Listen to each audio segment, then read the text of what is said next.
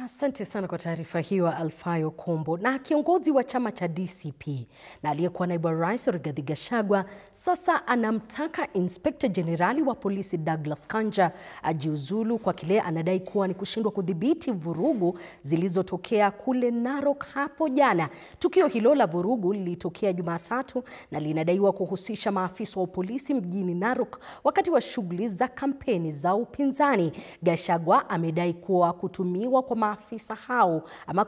maafisa hao katika eneo hilo hakukuwa kwa kawaida, akidai kutumiwa na kuwepo mpango mahususi kuzuia harakati za kisiasa za chama chake. Kwa mjibu wa Gachagua, ni kwa baadhi ya maafisa wanaodaiwa kuwa na uhusiano na viongozi wa kisiasa wa Murang'a walionekana wakishika doria katika kuongoza operesheni zilizozua taharuki miongoni mwa wakazi. Matamshi ya Gachagua yameongeza shinikizo kwa uongozi wa polisi kutoa ufafanuzi kuhusu usimamizi wa operesheni hizo na hatua zilizochukuliwa kurejesha imani ya umma.